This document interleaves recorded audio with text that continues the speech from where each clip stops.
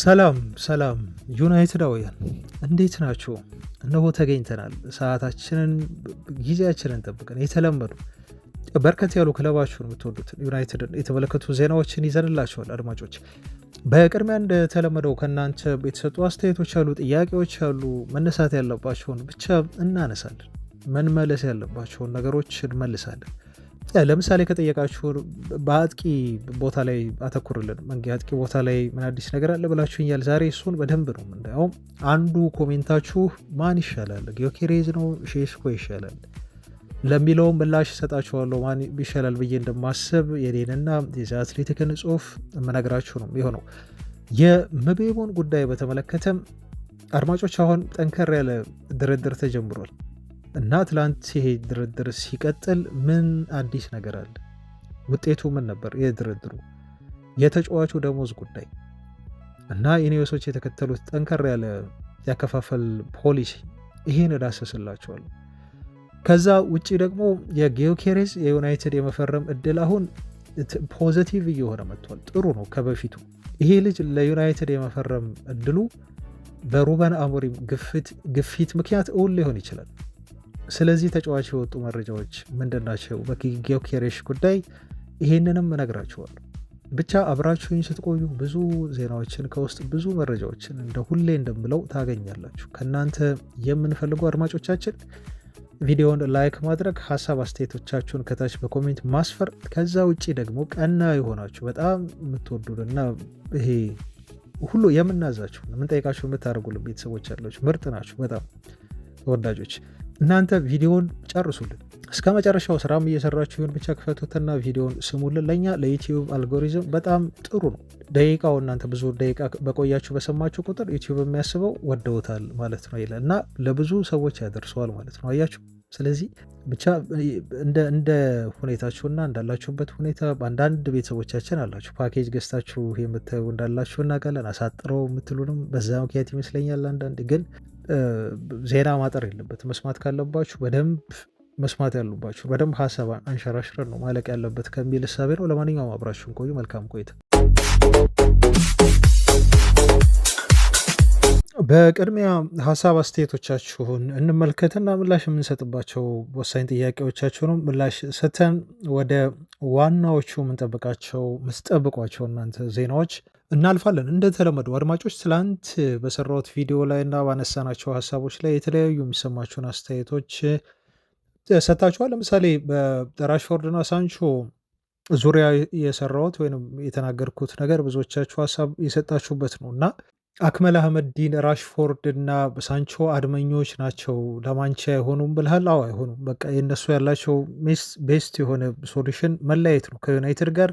ያን ለማድረግ ደግሞ ያው ተቃርበዋል። በትላንቱ ዜናችን ላይ በስፋት ነው ያየ ነው። በተለይ የሳንቾን ጉዳይ ማለት ነው። ለምን ሳንቾ እኮ መጥቶ በዩናይትድ ቤት እድል ቢሰጠው ብለው የሚያስቡ አንዳንድ የዩናይትድ ደጋፊዎች አሉ። ይህን ሀሳብ ይሰጣሉ።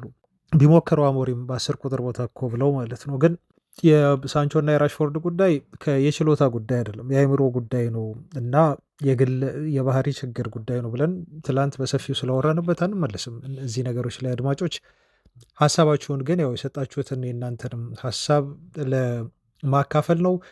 ዮናስ ተክለ የተባለው ቤተሰብ ደግሞ ሰላም እንዴት ነው ወንድሜ? ሳንቾን የገለጽክበት መንገድ በጣም ነው የተመቸኝ። በትክክል ነው የገለጽከው። ፖግባ ነበረ እንደ ሳንቾ በጣም ሲያበሽቀን የነበረው። ኮቢ ማይኖም እንደሱ እንዳይሆን እያስፈራኝ ነው። ክለባችን ግን በጣም ያሳዝናል። ትልቅ ክፍያ እየከፈላቸው ይክዱታል ብልሃል። አዎ ይህን አውራን ትላንት። ክለቡ ነው ችግሩ። ምክንያቱም ያቀበጣቸው ክለቡ ነው። እንደዚህ ደሞዝ እየሰጠ ተጫዋቾቹ እንዳይታገዱ ለወደፊት የእግር ኳስ ህይወታቸው እድገታቸው እንዳይጥሩ ነው ያደረጋቸው። ኦልሬዲ በቃ ከፍተኛውን ክፍያ እያገኙ ስለሆነ ማለት ነው።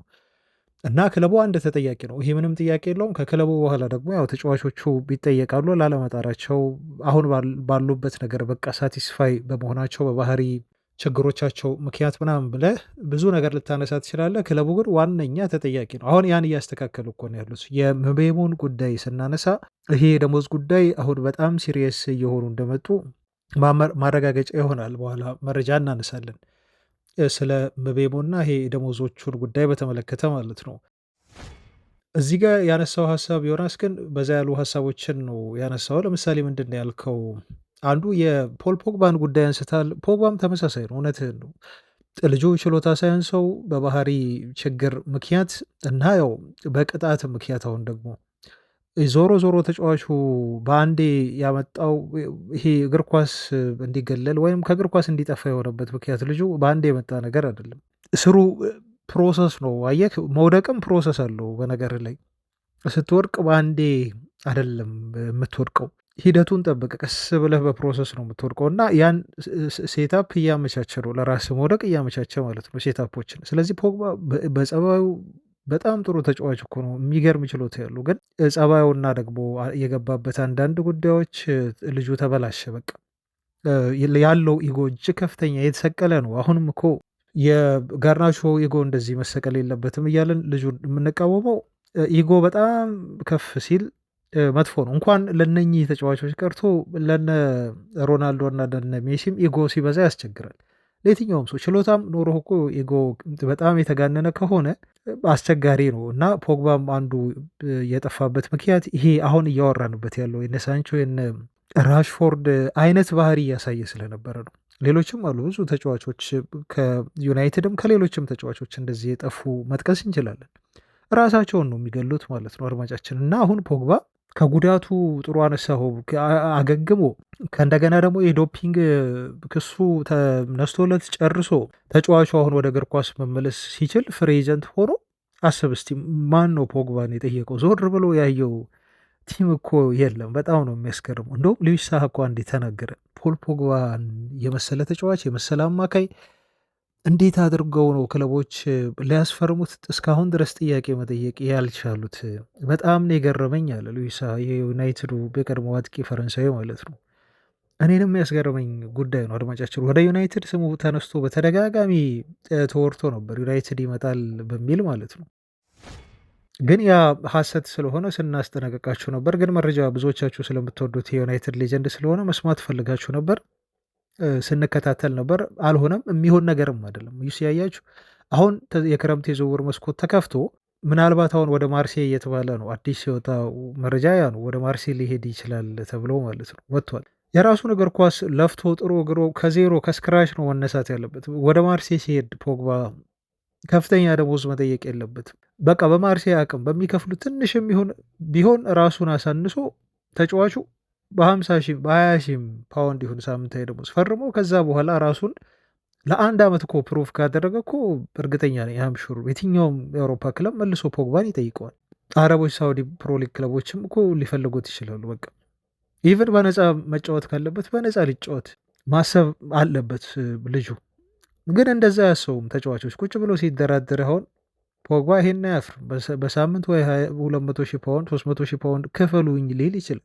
አላቅም ይበል አይበል እሱን አላቅም እያልኩኝ አይደለም እንዲህ ይላል ብዬ አድማጮች፣ ግን አይቀርም ትልቅ ዲማንድ መጠየቁ አይቀርም። ወኪሉ እኮ የሚኖረው አይላ ነበር ያለፈው የሞተው ዛሬ በህይወት የሌለው ማለት ነው። የፖግባ በጣም ይሄ ማፊያ ከሆኑ ወኪሎች መካከል አንዱ ነበር ሲያስተዳድረው የነበረው። አሁንም በእነሱ ስር መሰለኝ አይ ቲንክ ከራዮላ ህልፈት በኋላ ሴቷ ነች አሁን የእሱን ኤጀንሲ እየመራች ያለችው። ስለዚህ ተጫዋቾች ማነስ ባለባቸው ሰዓት ማነስ አለ ዝቅ ማለት አለባቸው። ከዛ በኋላ ደግሞ ከፍታቸውን መልሶ ያገኛሉ ማለት ነው። በዛ መልኩ ነው ሊሻሻሉ ሊለወጡ የሚችሉት። ያለበለዚያ ኢጎ ተሰቅሎ አይሆንም። የኮቢ ሜኖ ስጋት አይ ቲንክ ኮቢ ሜኖ እንደዚህ አይነት ሰብር እንደ ልጁን አይተነዋል፣ አይቼዋለሁ። እኔም ተከታተላለሁ። ባህሪ ታብሎይዶች ያወጣሉ። ምንም የሚያመልጣቸው ነገር የለም። በተለይ የዩናይትድ ተጫዋች ስትሆን ፈተና ከባድ ነው። በእያንዳንዱ እንቅስቃሴ ላይ የጋዜጦች የፓፓራዚዎች ክትትል አያመልጣቸውም። በቃ አታመልጥም ከነሱ። ስለዚህ ሜኑ ይኸውላቸው እስካሁን ያየውበት መጥፎ ነገር የለም። ይሄ የሰማሁት ታይብሎዶች ላይ የተጻፈ አምሽቶ ሲጠጣ ወጣ፣ ይሄ ብላ ብላ ከሊትን ትቶ ከሊት የተባለች ሴት ቀየረ፣ ሞዴሊስት ጋር ዴታ አደረገ፣ እንደዚህ አይነት ዜናዎች ይሄ የሚያሳየኝ የሆነ ትርጉም አለ በኮቢ ሜኖ ላይ። ይልክ የሳንቾ አይነት የራሽፎርድ አይነት ባህሪ ያመጣል ብዬ እርግጠኛ ባልሆንም አንተ ስጋት ገብቶኛል። እንግሊዛዊም ስለሆነ እየጠየቀ ካለው ደሞዝ አንጻር ነው አይ ቲንክ እንደዛ እያልክ ያለው። ግን ልጁ በግል ደግሞ እንደዚህ አይነት ስብዕና ያለው አይመስለኝም። አይመስልም። መጥፎ ነገር አላየሁበትም። ስለዚህ ብዙም በሜኖ ጉዳይ አትስጋ። የደሞዙ ጉዳይ ደግሞ አልፈርድበትም። ምክንያቱም ዩናይትድ ሲከፍል የመጣው ነገር ስለሆነ ነው። አይቷል። ሜኑ ገባ ለሌሎች ተጫዋቾች እንደዚህ ሲከፍል በደንብ አድርጎ አይቷል። ስለዚህ እሱም ቢጠይቅ እንደዚህ አይነት ደሞዝ 200,000 ፓውንድ በሳምንት ስጡኝ ቢል ተገቢ አይደለም። እኛ እኮ ስንከራከረው ሞግተን እንደውም እኔ 100 ሁሉ ይበዛበታል። ሜኑ ገና ነው። ራሱን በደንብ ማሳየት አለበት። በቃ በዩናይትድ ቤት ራሱን በደንብ የጋርናቾን ያህል እንኳን እኮ አላሳየም። ራሱ ሜኑ ጋርናቾ 50,000 ነው አይደል የሚያገኘው በሳምንት። ሜኑ ደግሞ 200,000 ፓውንድ የሚጠይቅበት ሪዝን የለም። በዚህ ሰዓት ሪዝን አሳማኝ የሆነ ምክንያት የለም። ተጫዋቹ በእርግጥ አሞሪም የሚፈልገውን የመሰለፍ እድል በደንብ እየሰጡት አይደለም። ጉዳትም ልጁ አለበት። ይሄ ተደማምሮ እንዳያሳይ ብቃቱን በደንብ እንዳናየው አድርጎን ይሆናል። ኤሪክ ቴናግ ናቸው በደንብ ኤክስፕሎይት አድርጎ ሲጠቀሙበት የነበረው። ስጋት አለኝ እኔ በአሞሪም ስር ይሄ ልጅ ያድጋለኝ ለሚለው አይምሮ ጥያቄ ሊመልስልኝ አልቻለም እና ትንሽ እሰጋለሁ ይበልጥ እንዳይጠፋ። በደንብ አሞሪም ይሄን ተጫዋች መንከባከብ አለበት። ቦታውን በደንብ መለየት አለበት። ከዛ በኋላ ተሰልፎ አይቶ ራሱን አሳይቶ በደንብ ካሳመነን ያኔ 150ም ሊገባዋል ብለን ልንከራከርለት እኛ ራሱ እንችላለን። ግን ገና ነው። ብቻ የባህሪ ችግር ግን የለበትም ሜኗትስ ጋር ዮናስ ለማለት ነው። ሌላው የአድማጮች አስተያየት ምንድን ነው? የቃንቄ ሾው የሚል አለ። አይ ቲንክ ስማችሁን ብጽፉ ጥሩ ነው እያልኩ ነው። ቃንቄ ሾው የምትባል ቤተሰብ የኩኒሃን ነገር ነው ያነሳው። አይ ቲንክ ኩኒሃ ቶፕስ ፕሪሚየር ሊግ ዎልከርስ ሊስት ብለሃል።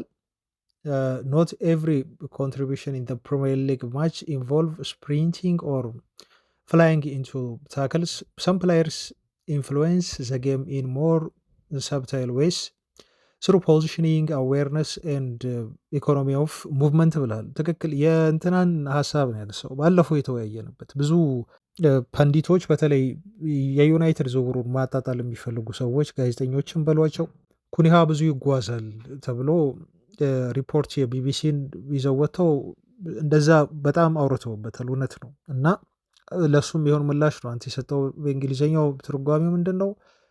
አንድ ተጫዋች ወክ አደረገ ማለት የፕሪሚየር ሊጉ ብዙ ሜዳ ላይ ወክ አደረገ ማለት ያ ተጫዋች ምንም አስተዋጽኦ የለውም ማለት አይደለም። እንደውም ብዙ ተጫዋቾች ተጽዕኖ መፍጠር የሚችሉት ታክል በመውረድ በጣም አደገኛ ታክሎችን በመውረድ አይደለም። ያ እንደውም ሪስክ ነው፣ አደጋል ካርድ ሊያሳይ ይችላል። ግን አንዳንድ ተጫዋቾች ተጽዕኖ የሚያሳድሩት በቅጽበት ነው ብላል የሚል ሀሳብ ነው ያለው ሆነ መልእክትና በጣም ትክክል። በቅጽበት ነው ተጽዕኖ ማሳደር የጨዋታን ውጤት ሁሉ መቀየር ይችላሉ። ፕላስ ፖዚሽኒንግ ብልሃል በጣም ጥሩ ሀሳብ ነው። በሚገኙበት የፖዚሽኒንግ ሁኔታ አንዳንድ ተጫዋቾች ብዙ ያሮሮጡም እኮ ግን በትክክለኛው ሰዓት አት ራይት ታይም ኦን ራይት ፕሌስ ነው የሚገኙት። መገኘት ባለባቸው ሰዓት በትክክለኛው ሰዓት ይገኛሉ። ማስቆጠር ካለባቸው ያስቆጥራሉ። ተጽዕኖ መፍጠር ማድረግ ያለባቸውን ነገር ያደርጋሉ አንዳንድ ተጫዋቾች። ኩኒሃም እንደዚህ አይነት ስታይል ያለው ተጫዋች ነው ብልሃል እና የጨዋታ አዌርነሱ ሪድ የሚያደርግበት ጨዋታን መንገድ ፕላስ ኢኮኖሚ ኦፍ ሙቭመንት ብላል። ይሄ ከስታሚና ጋር የተያዘ ነው። አንድ ተጫዋች በጣም የሚሮጥ ከሆነ ማለት ነው ይሄ የማይረባ በአይነት ሩጫ የሚባል እኮ አለ። አንዳንዴ ትንፋሽን ራስህ ቦዲህን ታውቃለህ። ተጫዋች ስትሆን ሜዳ ላይ የቱ ጋር ራስህን መቆጠብ እንዳለብህና ለቀጣዩ እንቅስቃሴ ራስህን ዝግጁ ማድረግ እንዳለብህ ጥሞና ሰዓት ይባላል። ያን የምትወስድበት ጊዜ ነው ተጫዋቾች ሜዳ ላይ ወክ የሚያደርጉት እና ጥሩ የሚሆንበትም ጊዜ አለ በደንብ። ስለዚህ ይሄ ወክ አድራጊ ነው ኩኔሃ ሜዳ ላይ ብዙ ይጓዛል ብላ ዊ ዶንት ኬር አባውት እኛ ስለዚህ ጉዳይ አንጨነቅ። ተጽዕኖ ይፍጠር፣ ጎል ያግባ፣ ክሬት ያደርግልን ኩኔሃ እንጂ ከኳስ ውጭ ልጁ ወክ ያደርግ ችግር የለው። ይሄን ማለት ግን አንድ ተጫዋች ኳስ ይዞ መጥቶ በኩኒሃ በኩል ሲያልፍ ቆሞ ይኸው ማለት አይደለም። እንደዛም አያደርግም ኩኒሃ። እንደውም በጣም እልህኛ ነው። ግን ከሱ ውጭ ከሆነ ነው የጨዋታው እንቅስቃሴ ፖይንቱ። እና አንተም ጥሩ ሀሳብ ነው ያነሳው። ሜዝዴቭ የተባልክ ቤተሰብ ደግሞ የኔ ሀሳብ ደግሞ ይለያል ብለሃል። በብሩኖ ጉዳይ ብዙዎቻችሁ አስተያየት ሰጥታችኋል። ሜዝዴቭም የተባለው ቤተሰብ በብሩኖ ጉዳይ ነው እና በ200 ሚሊየን ለአልሂላል ከሚገባ በ30 እና 50 ሚሊየን ማድሪድ ገብቶ ዋንጫ ቢያሳካ ዲዘርቭ ኢት ሞር ዛን ዛት እያልክ ነው ያለው ስለ ብሩኖ ነው። አይ ቲንክ ያንተ ሀሳብ ገብቶኛል እና ለየት ያለም ስለሆነ ነው ያነሳሁት። አሁን ስለ ብሩኖ አናወራም። ትላንት ሰሞኑን በቃ በደንብ አወራንበት መሰላቸትም ስለሚሆን ምንድነው ይሄ ሀሳብ የተመቸኝና ያነሳሁበት ምክንያት አንድ አንተ እንዳልከው እንደ ተጫዋቹ ለተጫዋቹ ካለን ፍቅር ብሩኖ ዩናይትድን ከመውደዱ አንጻር ወደ አልሂላል ከሚያመራ ይልቅ ነው አንተ ያልከው እና በ30 በ50 ብለሃል። በጣም እንኳን አሳነስከው። ወደ ማድሪድም ወደ ሌሎች ትልቅ የአውሮፓ ክለቦችም ልጁ መሄድ ቢፈልግ ይሄን ያህል በጣም የወረደ ገንዘብ ዩናይትድ ፍጹም አይጠይቅምም አይቀበልም። ግን እንደ ሀሳብ ነው ያንተ ያነሳው ኦፍኮርስ እና ተጫዋቹ ቢሳካለት ሁላችንም ደስ ይለናል። አሁን ዩናይትድ ቤት እርግጠኛ አይደለን። ቡድኑን እየገነባ ነው። በቡድኑ በተስፋ አለን። አቦሪም ተስፋ አላቸው በቲሙ ግን ቀጣይ ሲዝን ወይ የቀጣይ ወይ አይ ቲንክ ከ3 ዓመት በኋላ ዩናይትድ የፕሪሚየር ሊጉን ዋንጫ ያነሳል እርግጠኛ ነን ብለን የምንናገርበት ቲም አይደለም ያለን። እያየን ሀሳባችንን እንቀይር ይሆናል። በዩናይትድ ቤት ብሩኖ ፈርናንዴስ ትልቅ ዋንጫ ያነሳል ባያነሳም ጊዜ የሚመልሰው ይሆናል። ይሄ ሪስክ ነው ለብሩኖ ምንም ጥያቄ የለውም። እንደ አንድ የክለባችንን ካፒቴን እንደመውደድ ልጁ እየሰጠን ካለው ከሰጠን ግልጋሎት አንጻር ደግሞ ስንመዝነው ብሩኖ ፈርናንዴስ የሆነ ቦታ ትልቅ ነገር ከዩናይትድ ጋር በተለይ ትልቅ ዋንጫ የፕሪሚየር ሊግ ዋንጫ ላይክ እንደዚህ ማለት ነው። ባለፈው የአውሮፓ ሊግ በልቶ ቢሆን ኖሮ ጥሩ ነበር፣ ደስ ይለን ነበር፣ ይሻላል ከሌሎቹ ከኤፍኤ ካፕ ምናምን ውድድሮች ወይም ደግሞ የሻምፒዮንስ ሊግ አይነት ትልቅ ዋንጫ ቢያገኝ ብሩኖ በጣም ደስ ይለናል። ምክንያቱም ይገባዋል፣ ዲዘርቭ በቃ ስለሚገባው ብሩኖ ማለት ነው። እና ያንተን ሀሳብ የሁላችንም የዩናይትድ ደጋፊ የሆንን ሰዎች በሙሉ ሀሳብ ይመስለኛል። ምክንያቱም ለብሩኖ ጥሩ ነገር ስለምንመኝ እና እሱም ስለሚገባው ማለት ነው። ግን ተጫዋቹ ደግሞ ለዩናይትድ ጥሩ ገንዘብ አምጥቶ ወደ ሌላ ክለብ ካልሄደ ለዩናይትድ ብቻ ነው መጫወት ያለበት። ዩናይትድ ቤት ውስጥ መቀጠል አለበት። ፍጹም ይሄ ለሪያል ማድሪድ ለማንም ቲም አውሮፓ ውስጥ ፈርሞ እንዲጫወት ብሩኖ አንፈልግም። ግን ዋንጫ እንዲያነሳ ደግሞ እንፈልጋለን። እሱንም ከዩናይትድ ጋር ብቻ እንዲሆን ነው የምንመኘው ማለት ነው። አሁንም ያው ዩናይትድ ቆይቷል። አብዛኞቻችን ደስ እንዳለን ነው። ብዙዎቻችሁ ግን አንዳንድ ኮሜንት ያለው መሄዱን የተመኛችሁ አላችሁ። የተመኛችሁትም መቅረቱ ደስ ያላችሁ ብሩኖ ፈርናንዴዝ እንግዲህ አሁን ከብሩኖ ጋር መቀጠል አብሮ በዩናይትድ ቤት ግድ ይሆናል። ማሂ የተባለሽ ቤተሰብ የዴቪድ ደህያ ግፍ ነው ማንቼን እያሰቃየው ያለው። ስለ ግብ ጠባቂ ከአወራን የምር ዴቪድ ደህያ ናፈቀኝ። ሌላው ነገር ስለ ኢሚሊያኖ ማርቲኔዝ የሚወራው እውነት ነው እንዴ? እስቲ የምትለኝ ነገር ካለ እባክህ የሚል ጥያቄ ነው የተነሳው እና ስለ ኢሚሊያኖ ማርቲኔዝ ተነስቷል። አሁንም ግብ ጠባቂ ብላችሁ ኮሜንት የምታደርጉ ቤተሰብ ያላችሁ ይወራል፣ ደግሞ እውነታቸውን ነው። ዜናዎች ይወጣሉ ስለ ዩናይትድ የግብ ጠባቂ ፍላጎት። ዶናሩማ በተለይ ሰሞኑ ተነስቷል። ወኪሉ ደግሞ ምላሽ ሰጠበት። ውሸት ነው የዶናሩማ ጉዳይ። ወደ ዩናይትድ ወይም ሌሎች ክለቦች ስሞች እየተነሱ ያለበት አንዱ ምክንያት በፒኤስጂ ቤት የ1 ዓመቱ ቀሪ ኮንትራት ነው ያለው እና ሌሎች ክለቦች ፈለጉት በሚል ወኪሎች አንዳንድ የሚጫወቷት ጌም አለች። በነገራችሁ ላይ አድማጮች በጣም ወኪሎች ብልጦች ናቸው። መረጃዎችን የውሸት ሁሉ ሊሰጡ ይችላሉ ለጋዜጦች።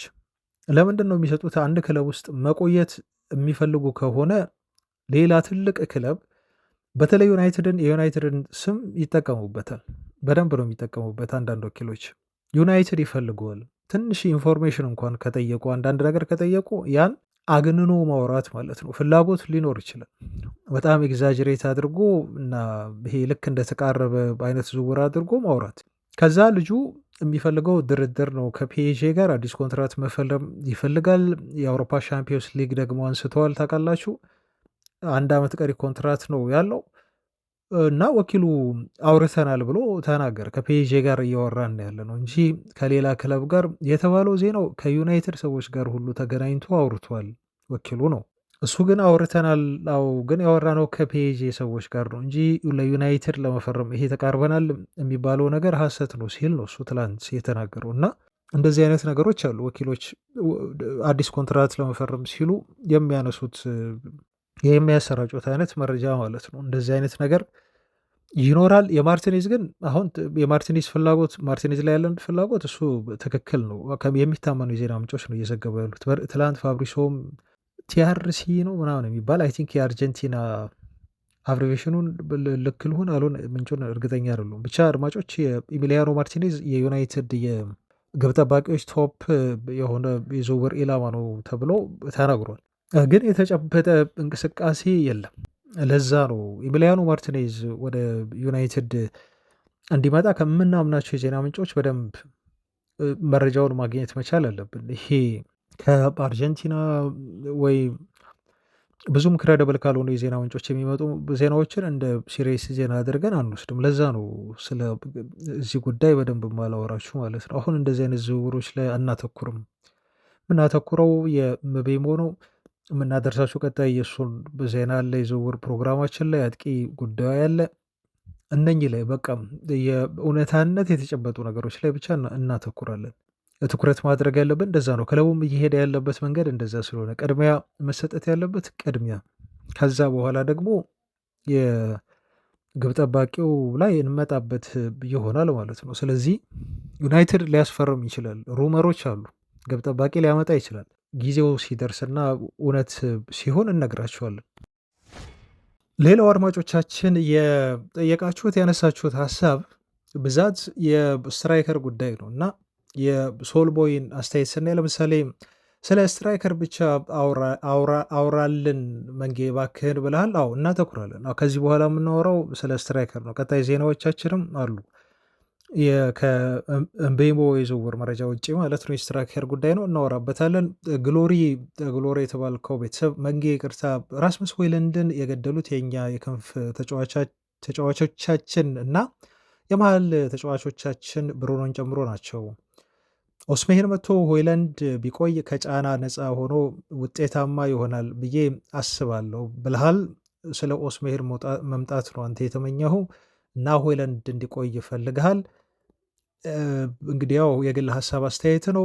ጌታቸው ደበሳይ ደግሞ ጊዮኬሬስን ማሳመን ይችላሉ አሰልጣኙ ማለት ነው የሚል ጥያቄ አንስታል።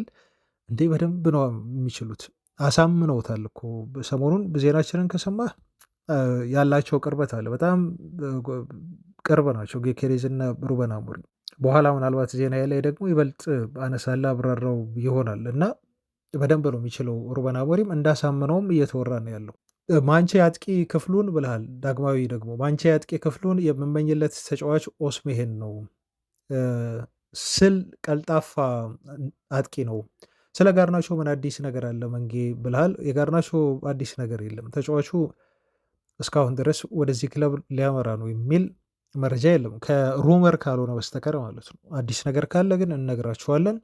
ብዙ የሚፈልጉት ክለቦች እንዳሉ እየተነገረ ነው ያለው፣ ግን የተጨበጠ የዝውውር እንቅስቃሴ እያደረገ አይደለም ዳግማዊ።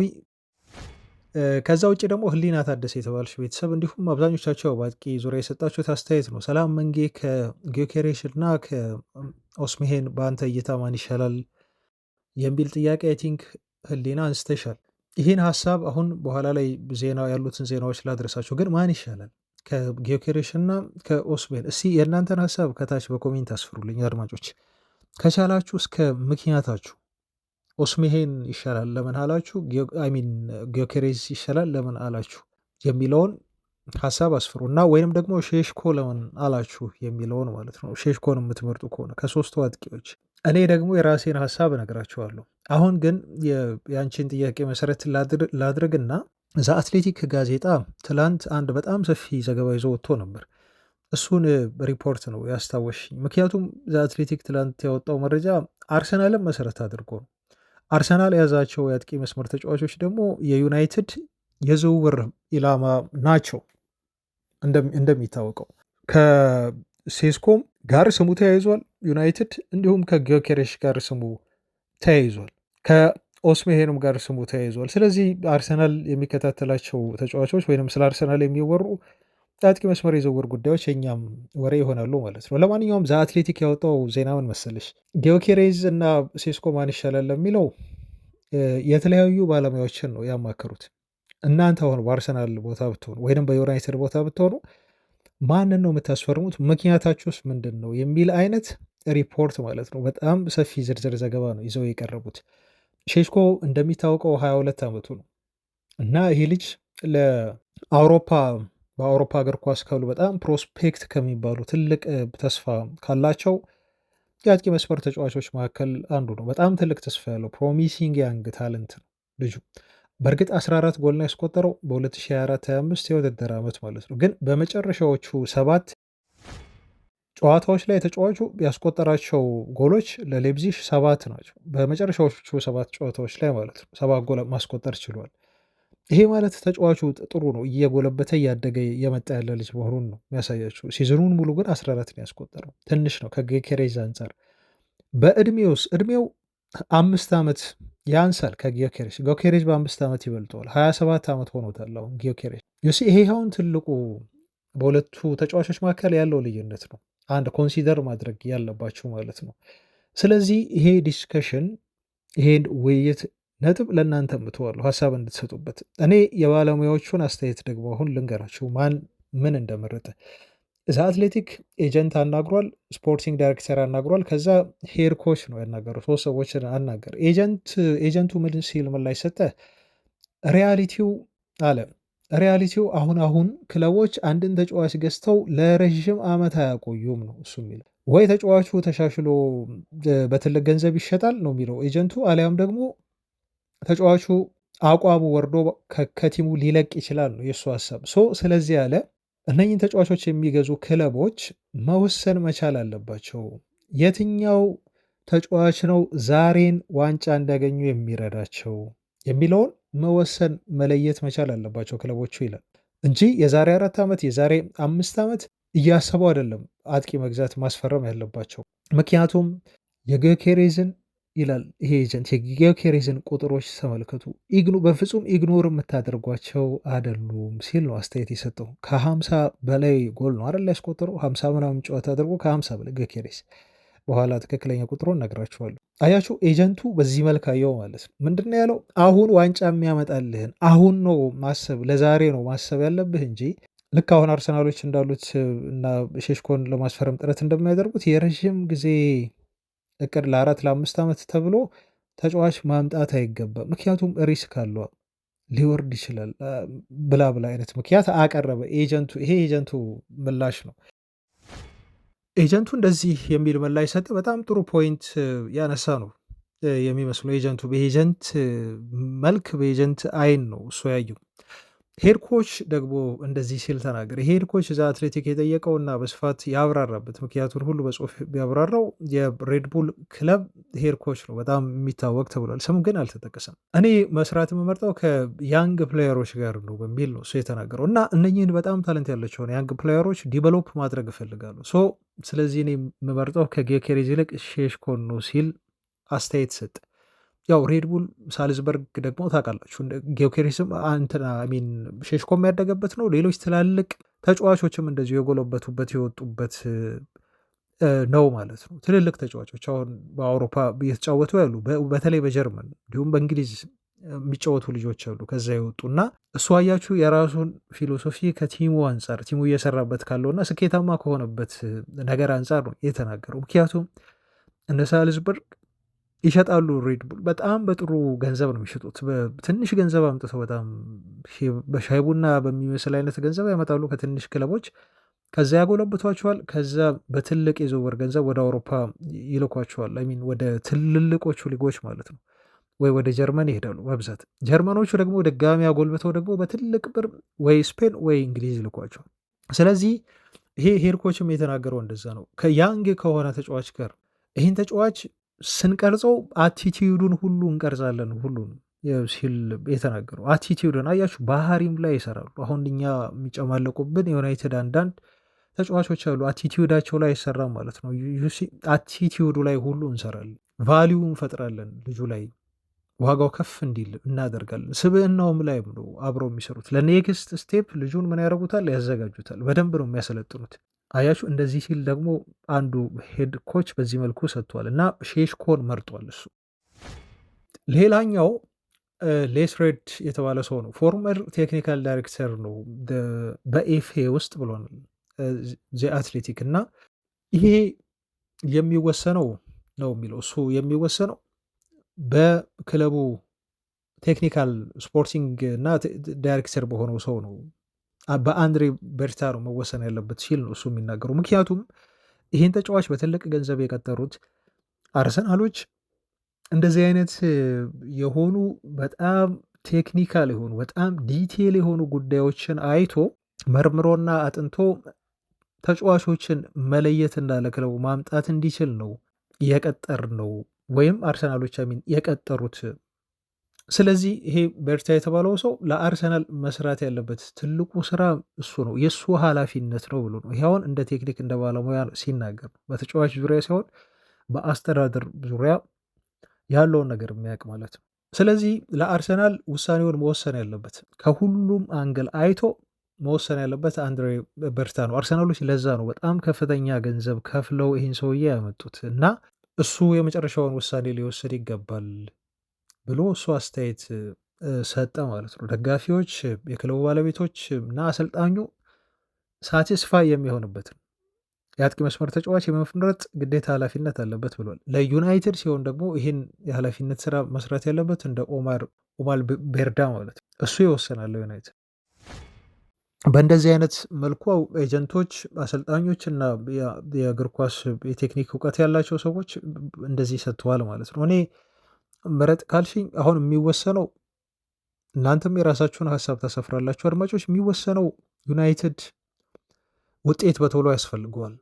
ዩናይትድ አንድን ተጫዋች ልክ እንደ ሆይላንድ ለማጎልበት በ22 ዓመቱ አንድን ተጫዋች አስፈርመ ፕሩቨን ላልሆነ በትልቅ በተለይ በእንግሊዝ በጣም በከባዱ ሊግ ፕሩቨን ላልሆነ ተጫዋች ይህን ያህል ሪስክ ወስደ 100 ሚሊዮን ዩሮ በከፍለህ ልጁ ደግሞ ማያረጋግጥልህ ከሆነ መቶ ጎል ማያስቆጥርልህ ከሆነ ሪስክ ነው። የጎሉን መጠን ነግሬያቸዋለሁ። ቤንጃሚን ሼሽኮ 14ን ያስቆጠረው፣ ያኛው ግን አኒማል ነው። ይሄ ኳስ ላይ መረብ ላይ ሲያነፈንፍ በጣም ከባድ አጥቂ ነው። ጊዮኬሬስ ያስቆጥራል። በእርግጥ የፖርቹጋል እና እንግሊዝ አንድ አይደለም፣ ሊጉ ይለያያል። ግን እዛ ስፖርቲንግ ሊዝበን ካስቆጠራቸውን ጎሎች ግማሹን እኮ ለእንግሊዝ መቶ ቢያስቆጠር በጣም ትልቅ ስኬት። በመጀመሪያ ዓመት ያውም 50 ምናምን ጎል እዛ ያስቆጠረ 25ቱን ቢያስቆጥር ለዩናይትድ ማን ይጠላል? ስለዚህ ልምድ አለው። ረጅም የሆነ ቫሊዩ የለውም ጊዮኬሬስ፣ ግን የአጭር ጊዜ ቶሎ ውጤታማ ለመሆን ደግሞ ጊዮኬሬስ የተሻለ ነው። አይከብደውም። ዙሪያው ያሉ ተጫዋቾች ናቸው ወሳኝ የሚሆኑት እና ያቀሉለታል። አሁን ዩናይትድ ቤት እኮ የአጥቂ መስመር ጫና በአንድ ተጫዋች ጫንቃ እንትን የሚል አይደል እና አሁን ምቤሞ ሊመጣ ተቃርቧል። ኮኒሃ ፈርሟል። ስለዚህ አንዳንድ ቢቸገር እንኳን ጊዮኬሬስ ላይሳካለት ይችላል ብላችሁ በተጠራጠሩ ተጫዋቹ እነኚህ ተጫዋቾች ያገቡለታል፣ ጫናው ይቀንሳል ማለት ነው እና ከልምድ አንጻር ከጨራሽነትም ካሉት ስታቱን በተለይ ካያችሁ ጊዮኬሬስ ለዩናይትድ በጣም ጠቃሚና ጥሩ ፈራሚ የሚሆን ተጫዋች ነው። ዩናይትዶችም እሱ ላይ እንዳተኮሩ ነው ቀጣይ መረጃ የሚነግራችሁ አድማጮቻችን። ለማንኛውም እነኚህ የሰጣችሁትን ሀሳብ አስተያየት ጥቆማ እና የተለያዩ ጥያቄዎቻችሁን መሰረት በማድረግ ምላሽ የሰጠንባቸው ፕሮግራማችን ነው። አሁንም የተሰማችሁን ሀሳብ አስተያየት ኤቭሪቲንግ ሁሉንም ነገር መጻፍ ትችላላችሁ፣ እንመለከታችኋለን አድማጮቻችን። አሁን በቀጥታ ወደ ዜና የምናተኩርበት የዜና ሁለት ዜናዎቻችን እንለፍ። አብራችሁን ቆዩ ላይክ እያደረጋችሁ። ስለ ምቤሞ የዝውውር ዜናዎችን ደግሞ እናንሳና ትላንት አሁን የተሰማው የዚህ ተጫዋች የዩናይትድ ዝውውር ጉዳይ በግልጽ ድርድር መጀመራቸው ነው። ሁለቱ ክለቦች በጣም ጥሩ ዜና ነው። በቃ ይሄ ከሩመር እና ገና ለገና ተጫዋቹን ለማስፈረም ዩናይትዶች ይንቀሳቀሳሉ ልጁ መረጣቸው አይነት ወሬ አይደለም የምሰሙት። አሁን በቃ ተጨባጭ ነው። ገቡበት፣ ተንቀሳቀሱ፣ ሂሳብ ሁሉ አቀረቡ እኮ ዩናይትዶች። ስለዚህ ምቤሞ ወደ ዩናይትድ የመምጣቱ ጉዳይ የቀናት ጊዜ ካልሆነ በስተቀር እየተባለ እንዳለው እንደውም አሁን የዝውውር መስኮቱ የሚዘጋው ይሄ የመጀመሪያው ዙር ዛሬ ጁን 5 ነው፣ በ10 ይዘጋላ። ከ10 በፊት ዩናይትዶች ለመጨረስ ነው ጥረት እያደረጉ ያሉት። ምቤሞን ጥሩ ነው፣ በጣም ጥሩ። ምክንያቱም በ10 ቀን ውስጥ 2 ትልልቅ ዝውውሮችን እንፈጽማለን ማለት ነው የሚጨርሱት ከሆነ። ከዛ ረጅሙ ጊዜ ደግሞ አለ ለወራቶች 2 ወር የሚቆይ የዝውውር መስኮት ነው እንደምታውቁት፣ 2 ወር 3 ወር አካባቢ። በእንደኛ ጊዜ ደግሞ ስለ ሌሎች ነገሮች እናወራለን። ክለቡ በጣም ሰፊ ጊዜ ያለው ማለት ነው። አጥቂ ላይ ያተኩራሉ ከዛ በኋላ እና የምቤሞ ጉዳይ ክለቡ አሁን በደንብ እየተንቀሳቀሰበት መሆኑና ንግግር መጀመሩ በይፋ የመጀመሪያ ዙር ያሉትን ሂሳብ ማቅረቡ በጣም በጣም በጣም ጥሩ ዜና። እንደሚጨርሱት ዝውውሩን አንድ ስቴፕ ወደፊት ያራመዱበት እንቅስቃሴ ነው ማለት ነው። ትላንት ነው ፋብሪሶ ሮማኖ 45 ሲደመር 10 አቀርበው ያሉ ቀጥታ 45 እንዲሁም አድኦንስ የተለያዩ ጥቅማ ጥቅሞችን ሲጨምር እስከ 55 ድረስ ማለት ነው ቶታል ካያችሁት። ይሄን ዩናይትዶች ያቀረቡ ግን ብሬንትፎርዶች ይፈልጋሉ ያለው ፋብሪሶ እንዳለው ከ65 እስከ 70 ሚሊዮን ፓውንድ ነው ብሎ ገልጿል። በነገራችሁ ላይ ፋብሪሶ ሮማኖም ሲናገር ትላንት የተናገረው እና ዛሬ ደግሞ የተናገረው ትንሽ የሆነ የመጣረስ ነገር አሉ። ምኑ ጋር እንደሆነ እንደዚህ የሚጣረሰው እሱን ነግራችኋለሁ። የተለያዩ ሌሎች ታማኝ ምንጮችም ያሉት ነገር አለ። እሱንም በደንብ ነግራችሁ የሚሆነው 3 ትልልቅ ቲሞች ነው የጠየቁት እንግሊዝ ውስጥ። ልጁ እምቢ ብሎ ነው የዩናይትድን ጥያቄ ለማድመጥ ዝግጁ የሆነው ማለት ነው። ስለዚህ ለምቤሞ ምስጋና ይግባ፣ ሊመሰገን ይገባል ተጫዋቹ። ምክንያቱም ተፎካካሪ ቀነስልን። 3 ክለቦች ትላልቅ ገንዘብ ማውጣት የሚችሉ በደንብ አቅም ያላቸው ከዩናይትድ ይልቅ ክለቦች ነበሩ እሱ ነው የፈለጉት። ግን ከዩናይትድ ጋር ብቻ ተደራደሩ። ሁሌ ዩናይትድ ብቻ ብሎ አሳውቋቸዋል። ብሬንፎርዶች ምን አማራጭ አላቸው? ከዩናይትድ ጋር ብቻ ድርድር ለመቀመጥ ተገደዋል። ጠረጴዛ ስበዋል፣ አውርተዋል። የመጀመሪያ ዙር ጥያቄ ቀርበዋል፣ መለሱት፣ ውድቅ ያደረጉት። ቀጣይ ደግሞ ጥያቄ በቀጣዮቹ ቀናት ዛሬ ወይ ነገ ይቀርባል። ትላንት ግን የአሁን በይፋ የተጫዋቹ የዝውውር ንግግር ከመጀመሩ ባለፈ በጣም አነጋጋሪ የሆነው ዘታይምስ 250 ሺህ ፓውንድ ሳምንታዊ ደሞዝ ይፈልጋል ተጫዋቹ ብሎ አንድ መረጃ ይዞ ነበር ያወጣው እና ሌሎች ታብሎይዶች ተቀባብሎታል እነ ዘሰንን ጨምሮ። ይሄ ማለት አሁን በብሬንትፎርድ ሲያገኝ ከነበረው 5 እጥፍ ነው ደሞዝ ልጁ የጠየቀው እና ይሄ አግባብ አይደለም ብለን እኛም ተወያይተንበታል። በፍጹም ይህን ኢኒዮሶች እንደማያደርጉ አሁን ከያዙት የዝውውር ስትራቴጂ አንጻር ለአንድ ተጫዋች 250 ሺህ ፓውንድ አይከፍሉም። እርግጠኛ ሆነን ነው ትላንት ስናወራ የነበረው በዚህ ጉዳይ ላይ አድማጮች። ምክንያቱም ልጁ አንድ ማወቅ ያለባችሁ ተጫዋች ነው፣ የተሻለ ነገር ይፈልጋል ኦፍኮርስ። እና ዩናይትድም ከዚህ በፊት ሲከፍል ነበር። እንኳን በሞ ቀርቶ ማንም የትኛውም የእግር ኳስ ሰው እኮ ዩናይትድ ከፋይ እንደሆነ ያውቃል። እንደውም የተቃራኒ ቡድን ደጋፊዎች ዩናይትድን የእንግሊዙ ሳውዲ ፕሮሊግ ክለብ እያሉት አይደል፣ ገንዘብ ታወጣላችሁ ትከፍላላችሁ እኮ ነው። ይሄን የነ ሳንቾን የነ ራሽፎርድን ብዙ ነገር ስለሰሙ ነው እንደዚህ የሚሉት ስለሰሙ ነው። አሁን ግን ያ ታሪክ ነው ተቀይሯል። ተጫዋቾች ሲመጡ የሚፈልጉት ደሞዝ የሚጠይቁት ነገር ተሰጥቷቸው ገንዘቡን ወደው አይደለም ወደ ዩናይትድ የሚመጡት፣ ተረጋግተው ነው የሚመጡት፣ ሰክነው ነው የሚመጡት። ሰክነው በቃ የሚገባቸውን ክፍያ ከክለቡ አግኝተው ተቀብለው ነው የሚፈርሙት ለዩናይትድ እንጂ እንደ ድሮ 350 ሺህ ፓውንድ የለችም። አሁን የኢኒዮሶች እየሄዱ ያሉበትን ሁኔታ ነው እያየን ያለ ነው። እና ይሄን እርግጠኛ የሆን ነው እኮ አድማጮች እንዴ ዳቦ የከለከለ አስተዳደር እኮ ነው ዩናይትድ። ኢኒዮስ ወዶ አይደለም ተቸግሮ ነው። ክለቡ ያለበትን ውስጣዊ ሁኔታ ያውቃል። እና ለአንድ ተጫዋች ደሞዝ ደግሞ እንዴት ሊደራደሩ እንደሚችሉ አስቡ። ከአንድ ተጫዋች ደሞዝ 50 ሺህ ፓውንድ በሳምንት አተረፉ ማለት 60-70 ሺህ አተረፉ ማለት አሁን ምቤሞ ይጠይቅ። እሱ እኮ መብቱ እኮ ነው መጠይቅ። ምቤሞ ዩናይትድን መምረጡ በራሱ በጣም ምርጥ ውሳኔ ነው፣ ደስ ይላል። ከዛ በኋላ ደግሞ ወኪሉ አለ፣ ተጫዋቹ አለ፣ ፍላጎት አላቸው። ተጫዋቾች እኮ ናቸው፣ ይጠይቃሉ ደሞዝ 300ም ሊጠይቅ ይችላል። ግን ዩናይትድ 300 ይሰጠዋል ማለት አይደል፣ 250 ይሰጠዋል ማለት አይደል። ዩናይትድ እኮ ቀጥሯል በጣም ምርጥ ፕሮፌሽናል የሆኑ በሌሎች ክለቦች እኮ ሲደራደሩ የተመሰከረላቸውን እኮ ሰዎች ነው በዙሪያው የቀጠሩት ኢኒዮሶች። በጣም ምርጥ ተደራዳሪ እሳት የላዙ ሰዎች አሉት። አሁን ዩናይትድ እንደ ድሮ አይደለም አድማጮች። ለምን ይሄን እንዳልኩ ነግራቸዋለሁ። እንደ ድሮ አይደለም። ዩናይትድ ውስጥ አንድ ተጫዋች ሲመጣ ሲደራደር ከሚያገኘው ጥቅም ከደሞዙ አንጻር የሚገባውንና ሌሎች ክለቦች የሚያደርጉትን ነው አሁን የሚሰጡት። የማይገባው የተጋነነ የሚባል ነገር የለም። እሱ ታሪክ ሆኗል፣ አልፏል። ስለዚህ ዘታይምስ ልክ ይሄን ዜና ሲያወጣው እኛ የሚሰማን የሆነ ነገር አለ፣ የምናውቀው ነገር አለ ስለ ክለቡ። ዘታይምስም ኦፍኮርስ ያውቃል ስለ ክለቡ። ግን ተጫዋቹ እንዲህ ጠየቀ ብሎ ማለቱ ምንም ችግር የለው፣ ሚስቴክ አይደል። ፋብሪሶ ሮማኖም ትላንት ይሄን እንዳያለው ምቤሞ ሊጠይቅ ይችላል፣ ግን ዩናይትድ ከሬንጁ አይወጣም።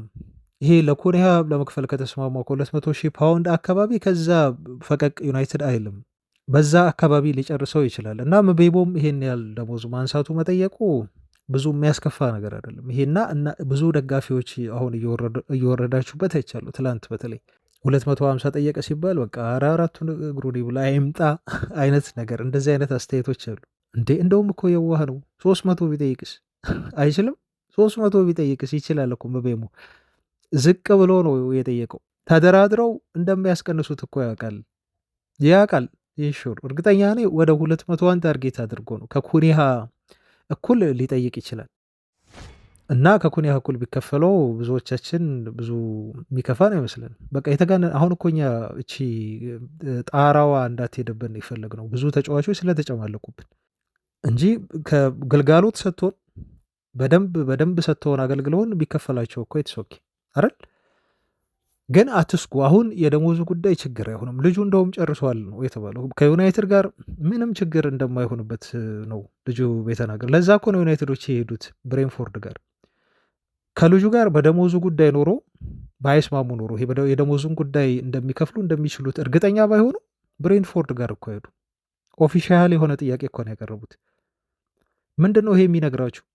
ዩናይትድና የምቤሞ ተወካዮች በደሞዙ ጉዳይ ላይ ሙቹዋል አግሪመንት አለ ማለት ነው። ይሄ የጋራ ያለችው ስፔስ ያለመስማማት ጠባብ ነች ማለት ነው። ይሄ ኢንተርፕሬት ስናደርግ ስንተረጉ መፍታት የሚችሉት ነገር ነው ማለት ነው። ዩሲ በቃ ከተጫዋቹ ጋር ያለን ነገር አሁን ጥሩ ነው፣ መስማማታችን አይቀርም አይነት እኮ ሲቹዌሽን ነው። ስለዚህ ወዴት እንሂድ አሁን? ወደ ክለቡ። ከዛ በኋላ ፋይናላይዝ ማድረግ ያለባቸው በጣም ዲቴል ጥቃቅን ጉዳዮች አሉ፣ እነሱን ይገላሉ። ሲምፕል ነው እምለው ገብቷቸዋል አይደል አድማጮች? ስለዚህ ምቤሞ የተጋነነ ክፍያ በዩናይትድ ቤት ፍጹም እሱም ሊጠይቅ ይችላል፣ ግን አይሰጠውም። ይህንንም አውቆ ነው ተጫዋቹ ሲመጣ የሚመጣው። እንደ ድሮ ዩናይትድ እንዳልሆነ ያውቃል። ለምሳሌ ልንገራችሁ። አሁን ለምሳሌ የ5 ዓመት ኮንትራት ነው ይፈርማል የተባለው። 1 ዓመት አዲሽናል የሆነ አማራጭ ዩናይትድ ይሰጠዋል ተብሎ ነው የተገለጸው። በሁሉም ተጫዋቾች ላይ ዩናይትድ ይሄን ስለሚያደርግ ማለት ነው ተጫዋቹ እና ዩናይትዶች ያቀረቡለት ወደ 150 ሺህ ነው የተባለው እንደ መነሻ ደሞዝ። ሻምፒዮንስ ሊግ ምናምን ከገቡ ግን ሊጨምር ይችላል። ይሄ የኩኒያም አይ ቲንክ ሊጨምር ይችላል። በትክክል ጋዜጦች አይነግሯችሁም። ሲነግሩ ተጫዋቹ ደሞዙን ተስማማ በ200 ሺህ ብለው እንጂ ሻምፒዮንስ ሊግ ዩናይትድ ካለፈ እንዲህ ይጨመራል የተወሰነች ምናምን የሚለውን ዲቴል አይነግሩንም። ብቻ ዩናይትዶችም ወርደው 150 አቀርቡ። በጣም ቤስት ምርጥ ናቸው እንኳን አቀርቡ ይሄንን። ምክንያቱም ልጁ በጣም ፈቀቅ ካለ ከዚህ በላይ በደንብ ጥሶ አይሄድም ለማለት ነው አድማጮች። የኢኔዮሶች ዩናይትድን መተው ከያዙ በኋላ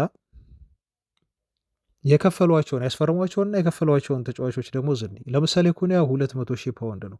150 ሺህ 120 ሺህ አካባቢ ሲያገኝ 120 የሚሉም አሉ 150 የሚሉም አሉ ሲያገኝ ነበር ወልቭስ። ስለዚህ ዩናይትድ ሲመጣ በትንሹ 50 ሺህ ፓውንድ ነው የተጨመረለት እኮ።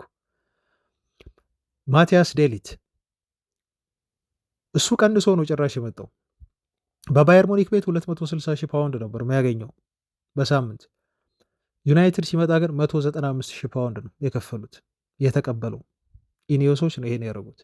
ማዝራዊ 135 ሺህ ፓውንድ ነው በሳምንት የሚያገኘው። ኦጋርቴ 120 ሺህ ፓውንድ፣ ዮሮ 115 ሺህ ፓውንድ። የዮሮ እንኳን ትንሽ እሱም ይሄ ትንሽ ተጋኗል ባይ ነኝ አሁንም ቢሆን ስቲል፣ ምክንያቱም ወጣት ስለሆነ 19 ዓመቱ ነው። ግን ፉክክር ነበር እረዳለሁ። ከሪያል ማድሪድ ጋር ተናንቀው ነበር ያን ልጁን ለማስፈረም። ዜርኪዚ ደግሞ 105 ሺህ ፓውንድ ነው እና ዶርጉ ደግሞ 40 ሺህ ፓውንድ ማለት ነው። አያቸው አሁን እንዲህ ታዳጊ የሆኑ 20 ምናምን 21 የሆኑ ልጆችን ቆንጠጥ ማድረግ ያስፈልጋል። ለዛ ነው ዩሮ 115 ትንሽ በዛ ያልኳቸው። ግን እስካሁን የሄዱበትን አካሄድ ስታየው አሁን የጠቀስኩላቸው ተጫዋቾች ደሞዝ ፌር ነው። በቃ ትክክለኛ አካሄድ ውሳኔ፣ የቲም ስፕሪትን የማይረብሽ ባላንስ የሆነ ነው። በቃ እዛው አካባቢ ናቸው፣ ተመሳሳይ ናቸው፣ እንደ እድሜያቸው እንደ አስተዋጽኦአቸው ነው እና የምቤሞም ከዚህ አይለይም። ትንሽ የሚያሰጋኝ ነገርን ግን ልንገራችሁ። ትንሽ የሚያሰጋኝ ነገር አድማጮች የብሬንትፎርዶች ያለቅጥ ገንዘብ መፈለጋቸው። ዩናይትድ ሲመጣ ብዙ ጊዜ የሚጨምሩት ነገር አለ እያልን ክለቦች ስናወራ ነበር። ትላንትም ይሄን ጉዳይ አንስተናል። አሁንም እየተወራ እንዳለው ፋብሪሶ መጀመሪያ እስከ 60 5 ሚሊዮን ፓውንድ ድረስ ሊጠይቁ ይችላሉ ብለው ነበር። አሁን ደግሞ መነሻ ሁሉ 70 በቃ ከ70 ተነሱልን አይነት ነገር ማለት ነው እያሉ ይገኛሉ ብሬንትፎርዶች። ዩናይትድ መጣ። አሁን ዩናይትድ ሲመጣ እኮ እንደዚህ ነው። ያውም ሌሎች ክለቦች ተጫራቾች ቢኖሩማ በጣም ያሳድጉታል ገንዘቡን እና እቺ ነገር የብሬንትፎርዶች ፍላጎት ዝውውሩን ሊያዘገየው ይችላል። መፈለጋቸው ብዙ ገንዘብ። ጥሩ ዜና ደግሞ ግን በኢንስታልመንት ፍሌክሲብል ናቸው ተብሏል። ይሄ ማለት ልክ ወልቭሶች በቃ በ2 ዓመት በ3 ተርም ክፈሉን እንዳሉት ሳይሆን ለዩናይትድ ረዘም አድርገው በ3 ዓመት ለምሳሌ በ4 ተርም ክፈሉን አይነት ነገር ማለት ወይ ደግሞ በ4 ዓመት እንደዚህ ተርም አድርጋችሁ ክፈሉን ለማለት በጣም ፍሌክሲብል ናቸው ብሬንትፎርዶች ተብሏል። ይሄ ጥሩ ዜና ነው ለዩናይትድ፣ ለፒኤስአሩም ይጠቅመዋል። ግን አሁን እየተረዳን ባለው እየተወራ ባለው ነገር ለዩናይትድ ከ60 ሚሊዮን ፓውንድ በታች ልጁን አይሸጡትም። ከዛ በላይ ምናልባት እስከ 70 ዩናይትዶች በጣም ከገፉበት ሊሄዱ ይችላሉ የሚለው ነገር ነው እንጂ ዩናይትድ አሁን ከፋይ ነው እንዲህ ገንዘብ ያወጣል ምናምን ቀርቷል። አንድ ምሳሌ ልስጣችሁ። ቼልሲም በጣም ምርጥ ውሳኔ እየወሰኑ እየሄዱ ነው ያሉት። እንደውም አርሰናል አሁን ከፋይ እየሆን ነው ከዩናይትድ ይልቅ አሁን ባለው አካሄድ ነው የምላችሁ። የበፊት ስህተቱን ተዉት። ሲቲ ይከፍለዋል አይገልጸውም። ሲቲ እኮ ይከፍሉታል ደሞዝ አይገልጸውም። ሲቲ ቤት የፔሳሩን ጉዳይ የሆነ ቀን ብቻ እናወራበታለን። ሲቲ ለምሳሌ ለሃላንድ 525,000 ፓውንድ በሳምንት ይሰጠዋል። ግማሽ ሚሊዮን ፓውንድ በሳምንት። ለማርሙሽ ሲያስፈርመው 295,000 ፓውንድ ነው የሚሰጠው። ለግሪሊሽ ሰክሮ ክለብ ለሚያደር ልጅ ተደግፎ በጓደኞቹ ቤት ለሚገባ ልጅ 300,000 ፓውንድ ነው በሳምንት የሚሰጠው። በርናንዶ ሲልቫ ምርጥ ተጫዋች ነው። ይሄ እንኳን 300,000 ፓውንድ። ግቫርዲዮል 274,000 ፓውንድ። ጆን ስቶንስ 250፣ ሩበን ዲያዝ 250፣ ሮድሪ 220፣ ኤደርሰን 200,000፣ ዶኩ እንኳን 180 ያገኛል። አያችሁ የሲቲ የክፍያ የደሞዝ ቢል። የዩናይትድ ከፋይ ነው የምንለው የድሮ ነው። አሁን ይሄ ታሪክ ደግሞ ተቀይሯል። ዩናይትድ በጣም ስቴብል የሆነ ቲም ይሆናል፣ እየተረጋጋ በደሞዝ በተጫዋቾች ማያበላልጥ በቃ በደንብ ስቴብል የሆነ ቲም ይሆናል። ዩናይትድ ቡድን ይሆናል። ይሄን እየሰሩ ነው ኢኔሶች፣ ይሄን አመስግኑ። የመቤሞ ጉዳይ ግን አሁን በቃ ተጀምሯል፣ ያልቃል፣ የማለቅ ዕድል አለው። እሱን እየተከታተለን የምናደርሳቸው ይሆናል። ወደ አጥቂ መስመር የዝውውር ኢላማዎቻችን ደግሞ እንደለፉ ብዙዎቻችሁ አጥቂ ስለ አጥቂ ያወራን ብላችኋል። የመቤሞ ጉዳይ ሲያልቅ ወደ አጥቂ የጠንከር ያለ አጥቂ ዝውውር መረጃዎች በደንብ ገፍተው የሚሄዱበት ሁኔታ ያለ አይመስለኝም፣ ግን እንቅስቃሴዎች ይኖራሉ። ይሄ ለዘብተኝ በስቴፕ እየሄዱ ስለሆነ ነው።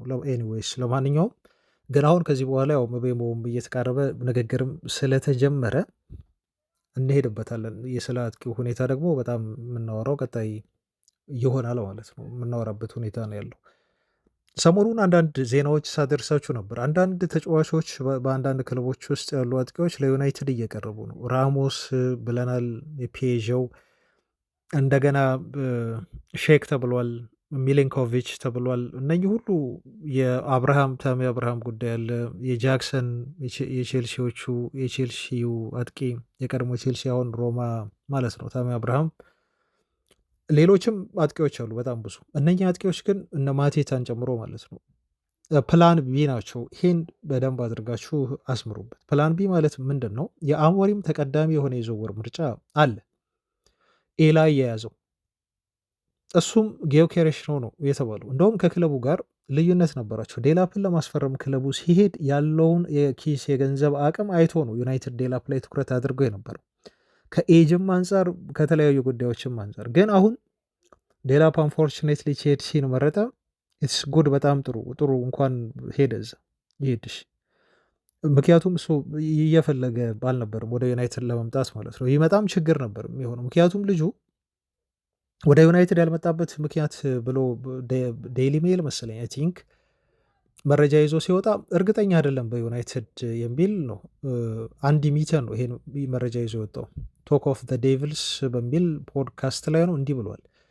ሊያም ዴላፕ ወደ ዩናይትድ ያልመጣበት ምክንያት ከሳምንት በፊት እንደተነገረኝ ከሆነ ብሎ እሱ ያለው ጥርጣሬዎች ነበሩት ዩናይትድ ላይ። 2 ጥርጣሬዎች ነው ያለው። አንደኛ ቲሙ አሁን ያለው የጨረሰበት የሊግ ፖዚሽን አሳስቦታል ነው የተባለው። 15ኛ አይደል የጨረሰው። ይሄ ጉዳይ አሳስበው አሁን ቲሙ ያለበት ሁኔታ ዩሲ በዩናይትድ ፕሮጀክት አላመነም ማለት ነው። የሚመጣ ከሆነ አሰልጣኙ በደንብ ያስረዱታል ስለ ቀጣይ ፕሮጀክቱ ቲሙን እንዴት እንደሚያሻሽሉት ምናምን ማውራታቸው አይቀርም። አንድ እዚህ ጉዳይ ላይ አላመነም ተባለ ስለ ቲሙ ሁኔታ። ሌላው ደግሞ ስለ አሰልጣኙ እየተወራ ያለ ነገር ሩበን አሞሪም እዛ ፈልገውኝ አምጥተውኝ ግን አሰልጣኙ ሊሰናበቱ ይችላሉ የሚል የሆነ ኔጌቲቭ የሆነ አይነት አስተሳሰብ ምልከታ ዩናይትድ ላይ ያለው ማለት ነው። ዩናይትድ ቀጣይ ሲዝንም ከዚህ የተሻለ ላይሆን ይችላል የሚል እምነት አለው። አሰልጣኙ ሊሰናበቱ ይችላል የሚልም ጥርጣሬ ያለው ማለት ነው ዴላም። ስለዚህ እንኳን ያልመጣ እንኳን ቀረ እንኳን ቼልሲ ሄደ እምነት የለውም ነበር ልጁ። አውሮፓ ሻምፒዮንስ ሊግም ተሳትፎ ሳይፈለግ አይቀርም ነው ደግሞ አንድ ከዚህ በፊት አሞሪም እንደተናገረው ዩናይትድ መፈረም ያለበት አንድ ተጫዋች የአውሮፓ ሻምፒዮንስ ሊግ ተሳትፎን አይቶ መሆን የለበትም። ዴላፕ ጥሩ አደረገ። ዋሽቶ ወደ ዩናይትድ መምጣት ይችል ነበር፣ ግን ያን አላደረገም። ወደ ቼልሲ ያመራ። ስለዚህ ለዩናይትድ ጥሩ አንድ ሀሳብ አቀለለ ለማለት ነው። ኤኒዌይስ ምክንያቱን ነው አሁን እዚህ ጋር የልጁን ማስቀመጥ የፈለግኩት እና ላስታውሳቸው የፈለግኩት አድማጮች ማለት ነው። ዴላፕ ግን የአሞሪም ተቀዳሚ ምርጫ አልነበርም። ከዚህ በፊት ዜናውን ሰምታችሁታል አድማጮች። የአሞሪም ተቀዳሚ ምርጫ ጊዮኬሬሽ ነው። የዴላፕ የነበረው የክለቡ ቦርድ እና የክለቡ አመራሮች ምርጫ ነበር። ግን አሞሪምንም ያው ተነጋግረው የክለቡን ሰዎች ማዳመጥ ስላለባቸው ከተለያዩ አንግሎች አንጻር ማዳመጥ ስላለባቸው እሺ ብለው ይምጣ ብለው ፈቅደው ነበር። ግን ደግሞ አልሆንም። ስለዚህ አሁን የዚህ ተጫዋች ሁኔታ ሳይሆን ሲቀር አሞሪም ምን ይላሉ ማለት ነው። ትላንት አልነገርኳቸውም አድማጮች? በቃ ጊዮኬሬስን አምጡልኝ። ፕላን ኤ እሱ ነው። ተመቻቸዋል። ዴላፕ ወደዛ በመሄዱ ሩበን አሞሪም ተመቸው። ጊዮኬሬዝ ነው የኔ ከዚህ በኋላ ያጥቂ ተቀዳሚ ምርጫዬና አላማዬ ብለው አስረግጠው ለቦርዱ ነግረዋል። እሱን እንዲያመጡላቸው ሁሉ ይቅርታ አድማጮች አሳስበዋል። አሞሪም እሱን አስፈርሙልኝ ብለዋል።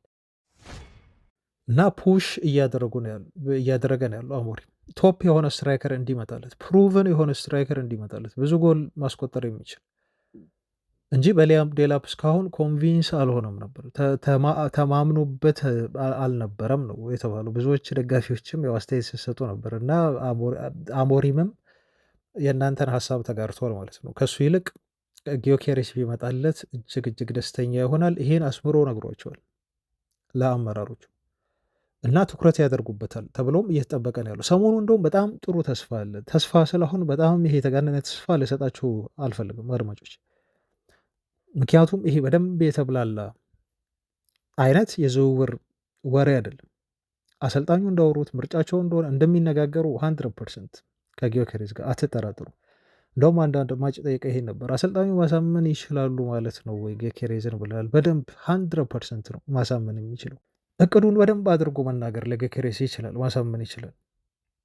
አርሰናል ከመጣ አርሰናል የአውሮፓ ሻምፒዮንስ ሊግ ተሳትፎ ባላቸው ከዩናይትድ የተሻለ የገንዘብ አቅም አላቸው። ዩናይትድም ግን መንገድ ያጣል ብዬ ነው ያላስብም በግሌ። ግን ልጁ ሻምፒዮንስ ሊግ መጫወትን ከመረጠ ሜቢ ወደዛ ሊሄድ ይችላል እንጂ አሁን አርሰናል ሼሽኮን ቢያስፈርም እየተንቀሳቀሰ እንዳለው እና ቅድም ንጽጽሩን ሁሉ ነገርኳቸው አይደል?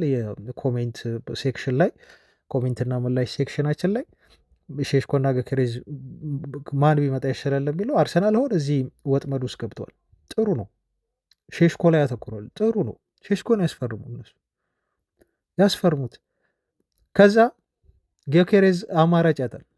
ወደ ዩናይትድ ከሌሎች ክለቦች አሁን ወደ ቼልሲ ከሚሄድ ይልቅ ለአሞሪም ቢፈርምና ለዩናይትድ ቢጫወት አሞሪም በደንብ አድርጎ ዩናይትድ ማለት ምን ማለት እንደሆነ ያስረዳዋል። ስለ ቲሙ አጠቃላይ ዩናይትድ መፈረም ማለት ለሱም ይሄ ግሎባሊ ይላሉ ለተጫዋቹ ኬሪያ ማንቸስተር ዩናይትድ ምን ማለት እንደሆነ ምን ጥቅም ሊሰጠው እንደሚችል አሞሪም ባለው ውለታው ነው ለተጫዋቹ። ሰው እዚህ ደረጃ እንዲደርስ እንዲህ ምርጥ ስትራይከር እንዲሆን ያደረገው ሩበን አሞሪም ነው። ስፖርቲንግ አሰልጣኝ ሳለ አምጥቶ ማለት ነው። ምንም ከታችኛው ከሻምፒዮንሺፕ ነው አይደል ከኮቨንትሪ ያስፈረመው እና እምነት ጥሎበት ለዚህ ደረጃ ያበቃ። እንደውም አሞሪም ልክ መልቀቁና ስፖርቲንግ ሊዝበንን ወደ ዩናይትድ መምጣቱ ሲረጋገጥ ያለ አሞሪም አለ ወኪሉ ያለ አሞሪም ለጌኬሬዝ በስፖርቲንግ ሊዝበን መቆየት በጣም ከባድ ነው ሲል ነበር አስተያየት የሰጠው። ይሄ በሁለቱ ሰዎች መካከል ያለው ጥብቅ የሆነ ሪሌሽንሽፕ ያሳያቸዋል። በዛ ላይ እንግሊዝኛ አቀላጥፎ ይናገራል። ተጫዋቹ ስማይል አያደርግም፣ አይስቅም ሁሉ እኮ በጣም ሲሪየስ ነው። በቃ ስራውን አትኩሮ የሚሰራ አይነት አጥቂ ነው። አምቢሽየስ ይመስላል።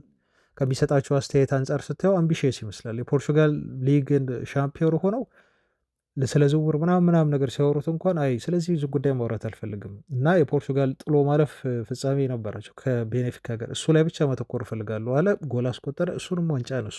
9 ቁጥር ቦታ ምን ማለት እንደሆነ በደንብ ጠንቅቆ ሚናውን ያውቃል፣ ሮሉ ምን እንደሆነ። ብዙ ጎል አስቆጥሯል።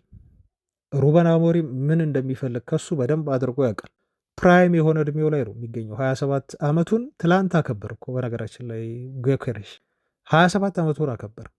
እድሜው ገፍቷል። አሁን ግን ለዩናይትድ አሁን ውጤት ማምጣት ስለሚያስፈልግ ቶሎ ወደ ሻምፒዮንስ ሊግ ተሳትፎ መመለስ ስላለባቸው ከሴስኮ ይልቅ ይሄ ልጅ ለዩናይትድ በጣም ወሳኝ ፈራሚ ነው የሚሆነው፣ አስፈላጊ ነው። ንጽጽር ውስጥ የምንገባ ከሆነ የኔም ምርጫ ነው አሁን እየነገርኳቸው። የእናንተን አስፍሩ ኮሜንት ላይ እንደፈለጋቸው፣ ክፍት ነው የሀሳብ መስጫው ኮሜንት ሳጥን አልተዘጋም። አድማጮች የፈለጋችሁትን ሀሳብ አንሸራሹ።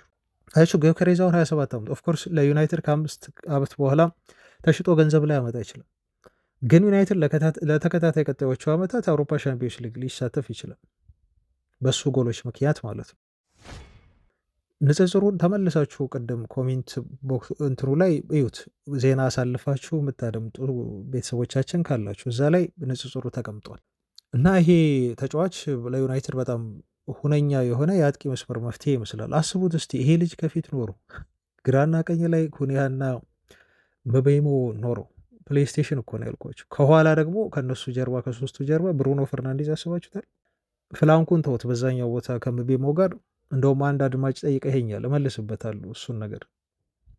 አማድ አለ ፉልባኩን ይዞ ማለት ነው፣ እሱ ኮሪደሩን ይዛል ቀኝ ቦታ ላይ እና የዩናይትድ የማጥቃት ኃይል በጣም የሚያስጎመዥ ነው የሚሆነው። ጀስት ላይክ የፕሌይስቴሽን ማለት ነው እንዲሆን እንመኛለን ማለት ነው። አሁን ይሄ መረጃ እየወጣ ነው። አሁን ተስፋ ያለው ይመስላል ጊዮኬሬሽ። በተለይ አርሰናሎች ገፍተው ሼሽኮን ለማስፈረም እንደተባለው የሚጨርሱ ከሆነ ጊዮኬሬሽ ወደ ዩናይትድ የመምጣት እድሉ እጅግ እጅግ በጣም ይሰፋል።